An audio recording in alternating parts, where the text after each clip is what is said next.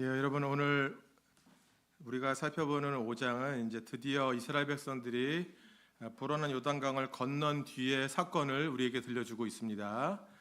오늘 본문 1절은 불어난 요단강을 건넜던 이스라엘 백성들에게도 사실 놀라운 일이었지만 그 소식을 들었던 가나안 사람들에게도 아주 그 사건은 충격적인 사건이었고 단순히 충격적인 사건을 넘어서 그들의 정신을 잃게 할 정도의 공포스러운 사건이었다라는 것들을 들려주고 있어요. 제가 5장 1절을 한번 읽어드리도록 하겠습니다. 유단 서쪽의 아모리 사람들의 모든 왕들과 해변의 가나안 사람의 모든 왕들이 여호와께서 요단물을 이스라엘 자손들 앞에서 말리시고 우리를 건너게 하셨음을 듣고 마음이 녹았고 이스라엘 자손들 때문에 정신을 잃었더라. 그러니까 요단강을 건넜던 모든 사건들이 그들에게 있어서 공포스러운 사건이었다라는 것들을 1절은 소개해주고 있어요. 여러분 우리가 이미 2장에서 살펴본 바와 같이 라합의 고백을 통해서 확인한 바였지만 요단강을 건너기 전에 여리고 안에서도 가나안 사람들은 스스로 이미 패배했다는 결론을 내리고 있었다는 것을 들었어요. 그렇죠? 그 이유는 이스라엘 백성들이 광야를 지내오는 모든 과정 속에서 하나님께서 당신의 백성들을 위해 어떤 일을 하셨는지가 이미 여리고 주민들 가운데 소문으로 퍼져 있었고요. 그 소문을 들은 사람들은 그 일로 인해서 하나님께서 그 일을 실제로 이루셨다는 것을 듣고 두려움에 사로잡혔기 때문에 그들은 이미 패배했다는 결론을 내리고 있었다는 겁니다.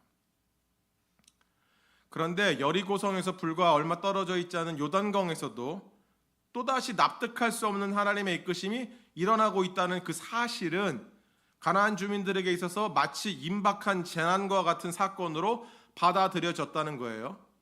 얼마나 두려웠는지 그들의 마음이 두려움에 휩싸이고 물처럼 녹았다라고 이야기해주고 들려주고 있습니다. 그 얘기를 방금 전에 살펴봤던 1절이 우리에게 들려주고 있는 것이죠. 그런데 그 다음에 2절에서 하나님께서는 이스라엘 백성들에게 명하고 계신 것을 이제 한 가지 명령을 하고 계신데 그 명령은 상황적으로 도무지 이해가 되지 않는 명령이었다는 거예요. 그것은 바로 이스라엘 백성들로 하여금 뭐를 받도록 하라고요? 할례를 받도록 명하고 계셨다는 겁니다.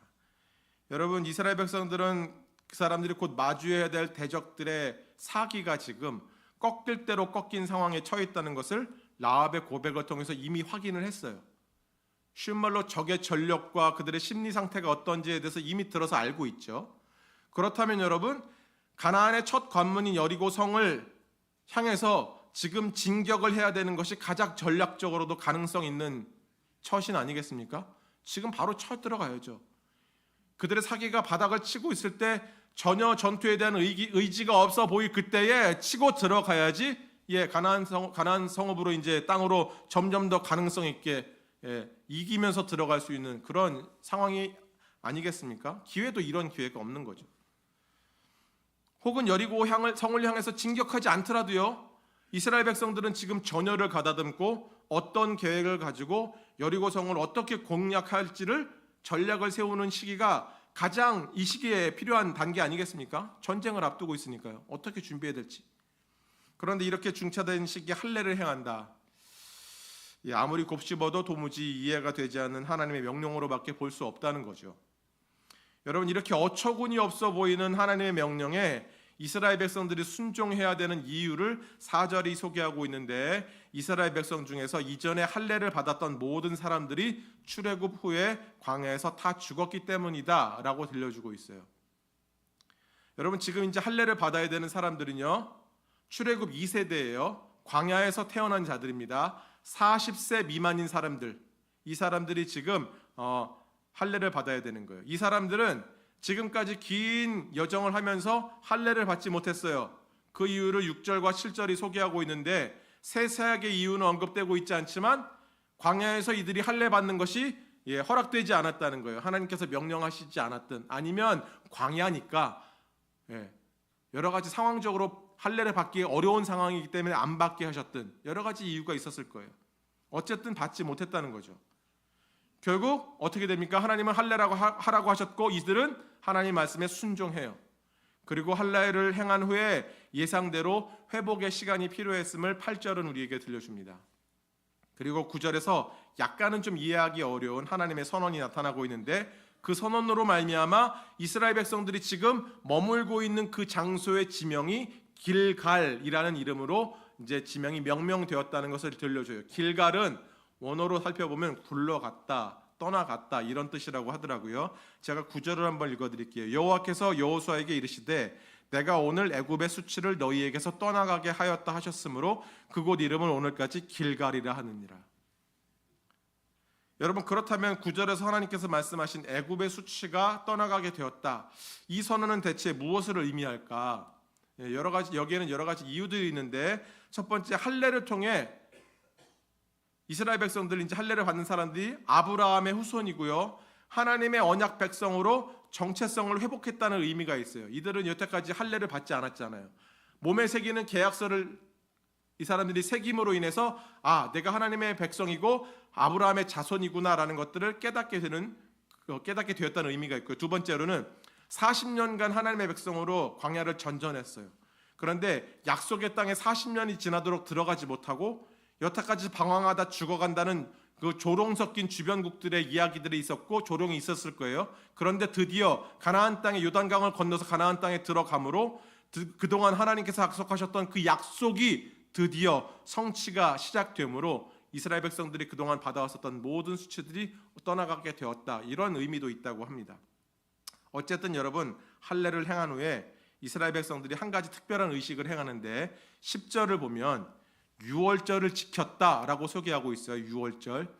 그리고 유월절 이튿날부터 가나안 땅에서 자라는 곡식과 열매들을 먹게 되었고요, 40년간 광야에서 그들의 양식으로 공급되었던 만나가 그치게 되었다라는 것을 12절이 우리에게 들려주고 있습니다.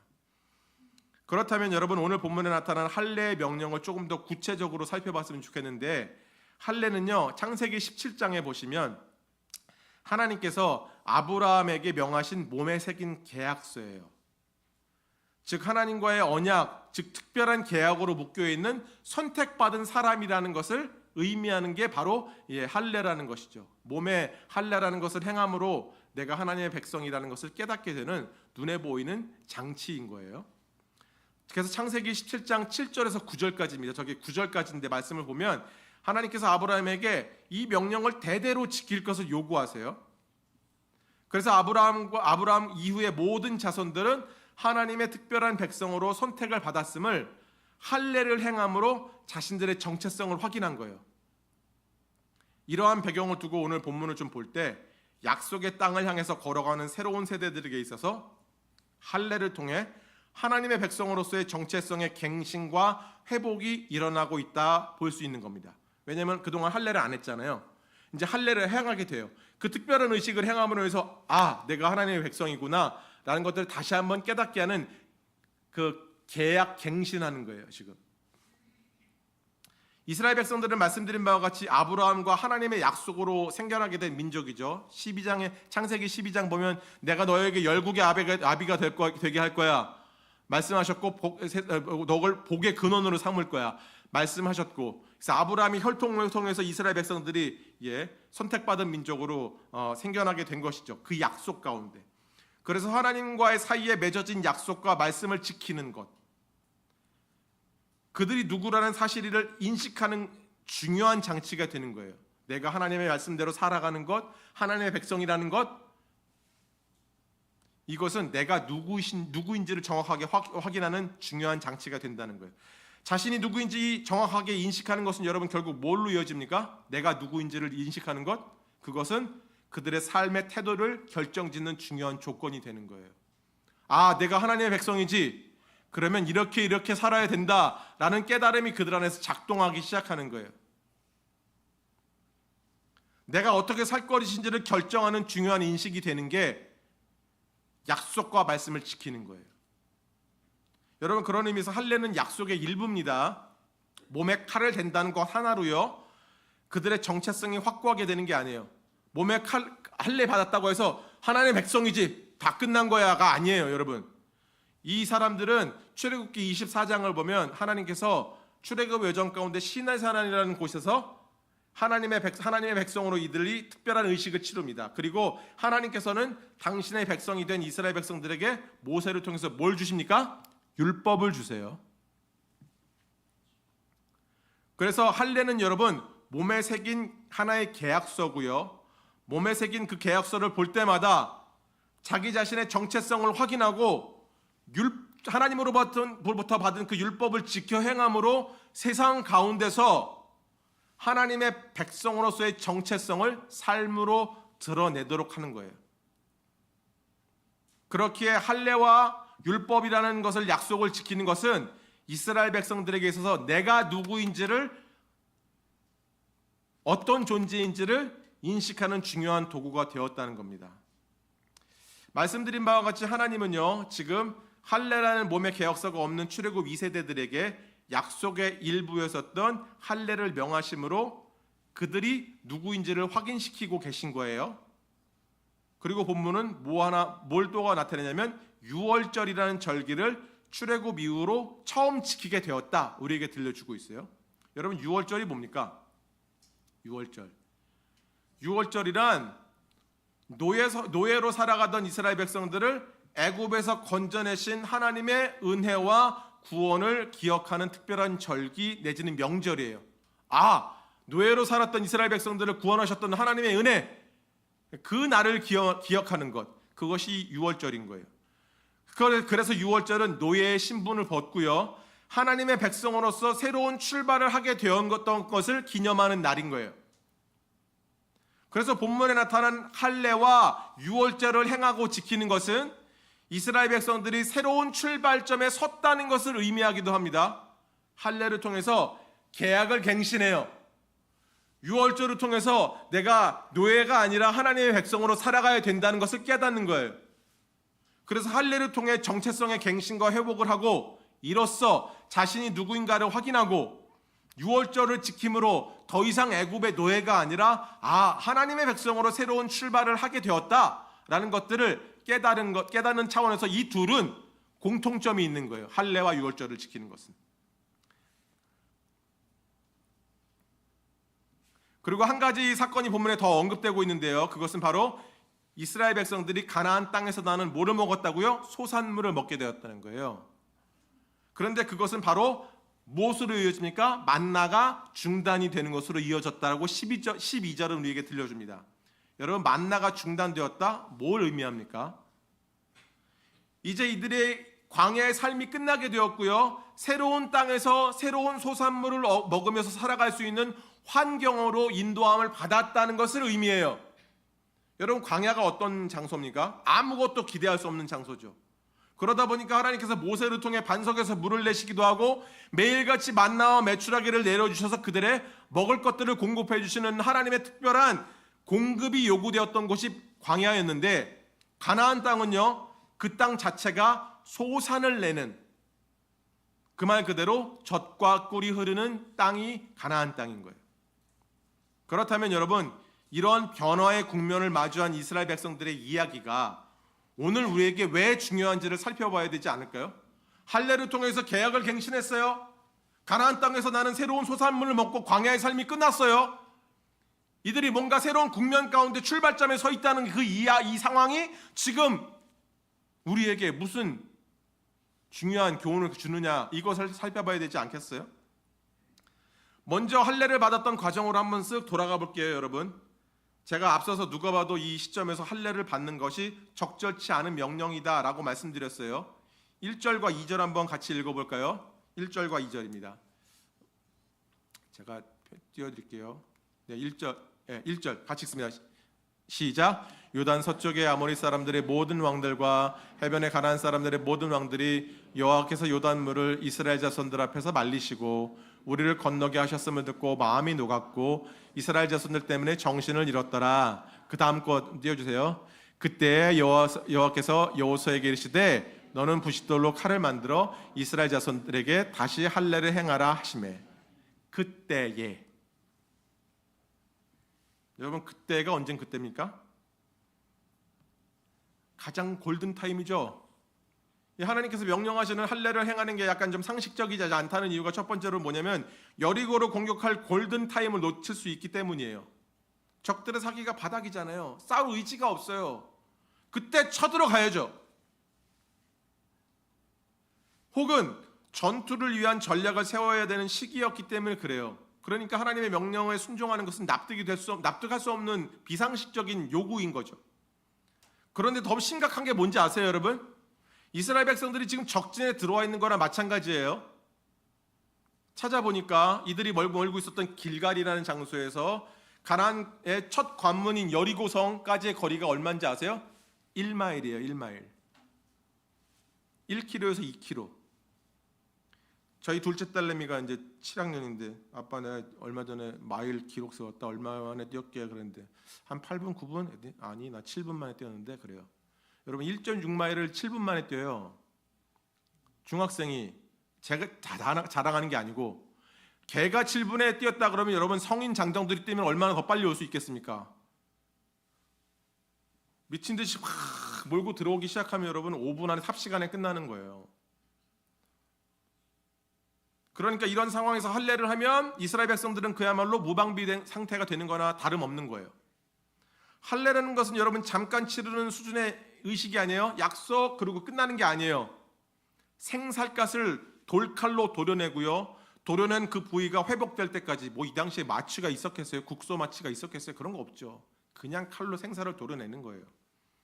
그렇기 때문에 전투를 할 수 없기 때문에 무방비 상태에 놓이게 되는 의식이었고요. 적진에서 할례를 행한다는 것은 거의 전략적으로 자살 행위나 다른 바 없는 그런 선택이었다는 것이죠. 비슷한 예를 찾아보면 여러분 어디 나옵니까? 창세기 34장에 야곱의 딸 중에 디나라고 있죠. 세겜 땅에서 야곱이 이제 저쪽 하란에서 내려오다가 이제 세겜 땅에 멈춰서요. 멈추면 안 됐는데 거기서 안주하고 땅을 사고 이제 거기서 이제 정착하려고 했는데 원래 더 내려가야 돼. 세겜 땅은 어디입니까? 사마리아 지역이에요. 더 내려갔어야 돼요. 안 내려가고 예루살렘 있는 쪽으로 이제 쭉 더 내려가지 않고 세겜 땅에 머물러 있는 거예요. 그때 딸 중에 디나가 히위 족속 추장인 세겜이라는 사람에게 추행을 당합니다. 근데 세겜이 디나가 너무 아리따웠고 그랬는지 사랑에 빠져요. 결혼하고 싶다고 얘기해요. 야곱의 아들들이 뭐라고 얘기합니까? 할례 받지 않는 너희들은 우리가 너희들과 결혼을 이렇게 인정할 수 없어. 하나님의 백성 아브라함의 족속이 되려면 할례 받아야 돼 라고 요구하죠. 그래서 히위 족속의 모든 사람들이 할례를 받기 시작해요. 근데 창세기 34장 24절에서 26절을 보면 할례를 받고 가장 고통스러울 시기 3일째 되던 날 가장 고통을 느낄 그때 야곱의 아들 중에 시므온과 레위가 고통받고 있었던 히위 족속의 모든 남자들을 다 몰살시켜버려요. 다 죽여버려요. 싹 다. 예. 그렇기 때문에 전략적으로 상황적으로 지금 요단강을 건넌 이스라엘 백성들이 할례를 행한다? 여러분 상식적이지 않아요. 아무리 중요한 계약이고 새로운 국면에 접어든 상황이라고 하지만 하나님께서 이스라엘 백성들에게 할례를 명하신 것은 그들에게 첫 번째로 골든타임을 놓치게 하는 손해를 직면하게 하는 명령이고요. 두 번째로 더 나아가 적들에게 공격받아서 몰살당할 수밖에 없는 위험에 처하도록 하는 명령이 되었다는 거예요. 그렇게 이 시점에 하나님께서 내린 할례의 명령은 먼저 이스라엘 백성이 하나님을 전적으로 신뢰하지 못하면 행할 수 없는 명령이고요. 두 번째로 동시에 하나님의 완전한 보호가 보장되지 않으면 도무지 순종할 수 없는 결정이었다는 거예요. 여러분 인간적인 판단에서 모든 것이 좋아 보일 그때 가장 가능성 있어 보이고 모든 것을 이룰 수 있을 것 같은 그때에 하나님은 당신의 백성들에게 할례라는 방식으로 제동을 거시고요. 정체성을 갱신하신다는 것을 오늘 본문은 우리에게 들려줘요. 여러분 정체성의 갱신이 뭡니까? 하나님의 법과 말씀 따라 살아가야 하는 자신의 운명을 재차 확인하는 거예요. 상황과 여건 따르지 않고 하나님 말씀 따라 사는 것, 내가 그런 운명임을 확인하는 거예요. 할례가.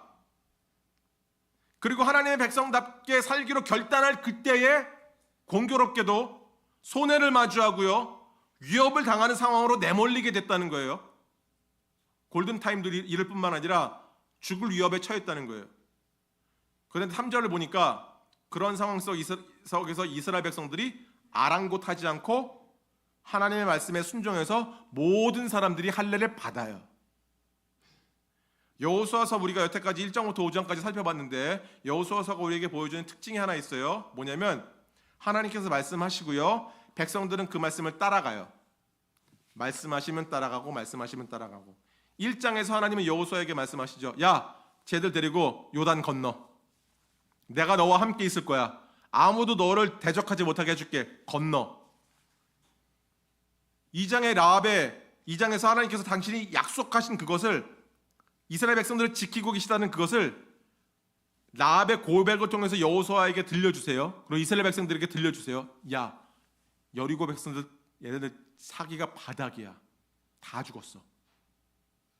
이미 아모리 족속 그쪽 왕들을 다 패하게 하셨던 그 사건을 듣고 다 간담이 녹아 있어요. 봤지? 내가 지키고 있지? 라는 것들을 하나님 들려주세요. 3장에서 무슨 일이 있었습니까? 생명을 위협하는 요단강을 건너야 할 때 뭐만 바라보고 건넜어요? 언약궤만 바라보고 건넜죠. 그것을 그 언약궤만 바라보고 건너갈 것을 명령하시니까 백성들은 그 말씀을 따라 건너가는 장면이 소개돼요. 언약궤를 따르다 보니까, 그것만 쳐다보고 가다 보니까 어느새 불어난 요단강을 마른 땅처럼 걷게 되는 것처럼 건너게 되었다는 것을 여호수아서는 들려줍니다. 하나님은 말씀하셨고 백성들은 따라가요. 여러분, 전략적으로도 상황적으로도 도무지 맞지 않는 하나님의 명령인데 하나님의 말씀이 들려지니까 백성들은 순종하기 시작해요. 여러분, 우리 삶이 이와 같다고 저는 믿습니다. 눈으로 볼 때 가장 완벽한 타이밍처럼 보이고 아무리 계산해도 하나님의 말씀을 따르는 것보다 더 현실적으로 좋은 상황을 만나기 시작할 때에 하나님은 우리에게 그 손해를 감수하고 당신의 말씀을 따를 수 있는지를 확인하길 원하신다는 거예요. 야, 너 내 말씀 따라 저거 포기할 수 있어? 진씨가, 너 이 말씀 따라 네가 갖고 있는 기득권 내려놓을 수 있어? 주님 우리에게 물으시고 계시는 것이죠. 누가 봐도, 아무리 봐도 가장 좋은 여건이고 상황이고 내가 이것을 선택하면 나에게 돌아오는 이익이 크고 나를 살게 할 것 같은 충분한 여건이 되는데, 그때 하나님 말씀에 비추어 봐서 이게 옳지 않으면 너 그거 내려놓을 수 있냐고 물으시는 것이죠. 여러분, 이스라엘 백성들이 앞으로 들어가서 살게 될 이 땅에서, 이 가나안 땅에서요, 눈에 보이는 이익과 상황을 따르기보다 하나님의 말씀만을 따르며 살기를 원하시는 마음으로 다시 할례를 행하라고 하신 거 아니에요? 여러분, 민수기, 신명기 보면 너희들이 그 땅에 들어가게든 그 땅에 들어가서 살게 되거든, 거주하게 되거든 하면서 내내 그 땅에서 살 얘기를 하나님 하세요.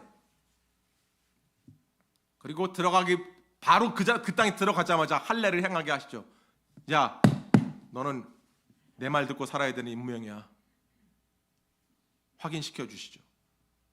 4절을 보면요, 그들의 부모 세대들이 광야에서 다 죽은 것을 우리에게 본문이 설명해 줍니다. 왜 죽었습니까? 이 사람들이 하나님의 말씀보다 눈에 보이는 상황을 더 신뢰했기 때문에 그래요. 가데스 바네에서 어떤 일이 있었어요, 여러분? 12명의 정탐꾼이 가나안 땅 40일 동안 정탐하고 왔잖아요. 그때 10명의 정탐꾼이 뭐라고 얘기합니까? 우리는 메뚜기라고 죽을 수밖에 없다고, 도무지 저 땅에 들어갈 수 없다고, 여태까지 하나님께서 그 땅에 보내주시겠다는 그 약속 하나 믿고 왔는데 목전에서 못 들어가겠다고 버틴겼죠. 어떻게 됐습니까? 40일 하루를 계산해서 10년을 계산해가지고 40년을 광야에서 전전하다가 다 죽게 되었어요. 이들이 어떤 사람들입니까? 출애굽하기 전에 애굽 땅에서 할례 행하고 출애굽한 사람들이에요. 몸에 할례를 행했지만 눈에 보이는 것 하나로 거기에 흔들려서 함몰되어 살아갔던 그들은 결국 다 죽게 되었다는 거예요. 몸에 할례하는 것도 중요하지만 마음에 할례하는 게 더 중요하다라는 것들을 들려주고 있는 얘기죠. 사랑하는 세계선교침례교회 여러분, 오늘 우리가 예배하는 이 자리가 그런 마음의 할례를 하는 자리 아니겠습니까? 여러분, 우리가 염려할 것은요, 상황과 여건 바라보는 게 아니에요. 그 상황과 여건은 오늘도 우리를 계속 옥죄어오죠. 두렵게 하죠. 우리로 힘들게 하죠. 그런데 하나님은 우리에게 이렇게 말씀하세요. 말씀 주어지면 그 말씀 따르며 사는 거야. 여러분, 할례 받는 동안 예상치 못한 적들의 습격을 걱정하는 것도요, 심지어 골든타임을 놓쳐가지고 쉽게 정복할 수 있는 적들을 나중에 더 어렵게 정복해야 되는 그런 문제도 이스라엘 백성들이 염려할 부분이 아니었다는 거예요. 그 모든 것은 하나님께서 책임지시는 영역이라는 거예요. 여러분, 6장 넘어가면 무슨 일이 벌어집니까? 여리고성을 이해할 수 없는 방식으로 하나님은 함락시키시고요, 이스라엘 백성들에게 승리를 안겨주세요. 마음의 할례를 하고 상황과 여건을 보지 않고 하나님 말씀만 따라서 사는 것도 특권입니다. 왜냐하면 하나님 말씀대로 따르기 시작하려고 할 때에 그 후에 모든 문제는 하나님께서 책임지시기 때문에 그래요. 그런데 여러분, 쉽다는 얘기가 아니에요. 안 되던 문제가 다 해결된다는 얘기가 아니에요. 오히려 손해를 마주하고 목숨이 위협에 경각에 달린 그런 상황을 마주하게 된다는 거예요. 그런데 중요한 건 뭡니까? 하나님이 지키신다는 거예요. 하나님이 함께 하신다는 거예요. 그 상황 가운데 내버려짐을 당한 것이 절대 아니라는 거예요. 오늘 여러분, 이 예배 자리가 다시 한번 우리의 마음의 할례를 통해 우리의 정체성을 확인하는 귀한 회복의 자리, 갱신의 자리가 되기를 간절히 소원합니다. 주의 말씀대로 살아가려고 애쓰고 그렇게 들려진 말씀대로 오늘 살아내려고 하는 결단들이 우리 가운데 일어나야 될 줄로 믿어요. 여러분, 또한 본문 10절과 12절을 보면요, 이스라엘 백성들이 첫 유월절을 지켰어요. 여러분, 유월절을 지킬 때 이 사람들은요, 그들의 부모들이 마치 애굽을 급히 떠날 때처럼 옷을 입고 쓴나물과 무교병을 먹으면서 그날 밤에 이루어졌던 모든 일들, 자신들이 그 죽었던 부모, 광야에서 죽었던 부모들에게서 들었던 모든 그날들의 기억들을 생생하게 몸으로 표현하면서 신실하신 하나님의 구원과 은혜를 기념했을 거예요. 그래서 그들은 이와 같이 유월절을 지킴으로 인해서 하나님께서 출애굽을 하는 과정 속에 이스라엘 백성들에게 베푸셨던 그 구원과 은혜를 이제는 나의 것으로 받아들이는 거예요. 왜냐하면 부모 세대들이 출애굽할 때 이런 은혜를 받았잖아요. 이 사람들은 결국 요단강으로 홍해를 건너는 것처럼 건넜잖아요. 이후의 삶에도 그들의 삶 속에 구원과 은혜를 베푸실 하나님의 은혜를 기대하면서 나의 것으로 받아들이는 거예요. 나의 삶에도 동일한 하나님의 구원과 은혜가 공급될 것을 선포하고 소망하는 예배를 유월절에는 도구를 통해 드린 거예요. 여러분, 11절 보면 이들이 볶은 곡식과 무교병을 함께 먹어요. 이 곡식들은 여러분, 12절에서 언급된 바와 같이 그 땅의 소산물, 즉 가나안 땅에서 수확된 곡식을 얘기해요. 그들이 그 땅에서 나는 수확물을 가지고 유월절을 지키고 난 뒤에 이스라엘 백성들의 주식이었던 만나가 그치게 되었다라고 들려줍니다. 여러분, 그동안 그들이 먹었던 만나가 그쳤다는 것은 하나님께서 이스라엘 백성들에게 보여주신 또 하나의 증거라고 저는 본다고 생각해요. 증거라고 볼 수 있어요. 이것은 앞선 할례와 연결되는 사건으로 볼 수 있는데, 하나님의 백성으로 살아가기로 결단한 그들에게 가나안 땅에서도 신실하게 그들을 지키시고 그들의 필요를 공급하실 것이라는 것을 만나를 그침을 통해서 보여주신 증거라고 저는 믿어요. 따라서 하나님은 광야에서도 그들을 인도하신 분이시지만 가나안 땅에서도 펼쳐질 새로운 삶에서도 그들을 지키시고 인도하실 분이라는 것을 이 만나를 멈추는 상황을 통해서 보여주시는 거예요.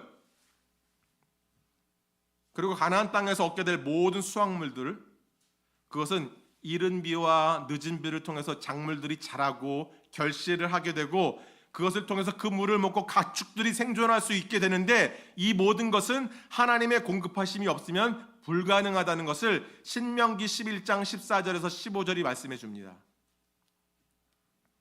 그래서 11장 16절 17절을 보면 하나님은 이스라엘 백성들의 인생을 이끄는 진정한 주인이고 공급자가 된다는 것을 잊지 않도록 분명한 경고를 통해 명확하게 말씀해 주세요.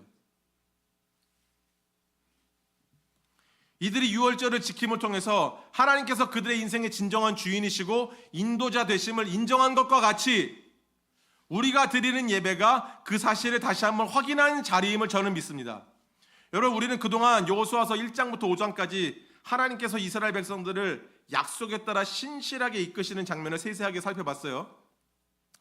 하나님께서 다스리시는 나라를 향해 발걸음을 옮기는 이스라엘의 백성들의 모습은요, 동일하게 하루하루 믿음의 발걸음으로 옮기는 우리의 삶과 맞닿아 있습니다. 이스라엘 백성들에게 함께 하시겠다고 약속해 주신 하나님은 그들의 대적들을 두려움 가운데 몰아넣으심으로 이스라엘 백성들로 하여금 약속의 땅을 향해 한 걸음씩 더 내디딜 수 있는 확신을 얻게 하셨어요. 불어난 요단강을 언약궤만 바라보고 마른 땅처럼 건너가게 하신 사건을 통해서 이후에 있을 모든 전쟁 속에서도 그들을 신실하게 지키실 분이 하나님이시라는 사실을 다시 한번 보여주십니다. 그리고 약속해 주세요. 하나님은 이제 이스라엘 백성들에게 이 모든 사건들을 기초 삼아서 하나님과 그분의 말씀만 신실하게 따르고 그분의 백성이 될 것을 다시 한번 요청하셨고, 눈에 보이는 상황이 그들을 이끄는 것이 아니라는 것을 할례라는 것을 통해 다시 한번 확인시켜 주시고 계신 거예요. 또한 만나를 그치세요. 그것을 통해서 가나안 땅에서 얻게 될 모든 새로운 삶도 하나님의 신실한 공급이 당신의 백성들에게 임하게 될 것을 약속해 주시는 것이죠. 여러분, 오늘 우리가 예배하는 자리, 이 자리는 이러한 하나님의 약속과 축복이 맞물려 있는 은혜의 자리라고 저는 믿습니다. 여러분, 우리의 결정을 새롭게 하시고 우리의 걸음걸음을 신실하게 인도하시는 하나님 앞에서 연약하지만 또다시 결단하고 우리를 이끄실 그 하나님을 기대하고 소망하는 귀한 예배의 자리가 되고, 또한 우리 각자의 삶에서 날마다 말씀의 칼로 우리의 마음을 베는 마음의 할례를 이어가게 되므로 하나님께서 우리의 삶을 이끌고 붙드시고 계시다는 사실을 날마다 우리로 하여금 확인케 하실 줄로 믿습니다. 여러분, 이 예배의 자리가 그런 자리가 되었으면 좋겠어요. 다음 주에도 또다시 주님 앞에 하나님 말씀으로 나의 마음을 베고 결단하고, 주님, 내가 그렇게 살 수 있도록 도와달라고. 내 결단이 무너질 그때마다 하나님, 성령님 나에게 깨닫게 해달라고, 나를 부르신 그 부르심 앞에 신실하게 살아낼 수 있도록, 타협하지 않도록, 상황 앞에 내가 굴복하지 않도록, 그 상황 때문에 하나님 말씀을 저버리지 않도록 주님, 나에게 은혜를 베풀어 달라고, 상황들을 열어달라고, 여건들을 책임져 달라고 하나님 앞에 결단하고 그 은혜를 구하는 저와 여러분 되기를 간절히 축원합니다. 예배의 자리가 그런 자리가 되기를 간절히 소망합니다.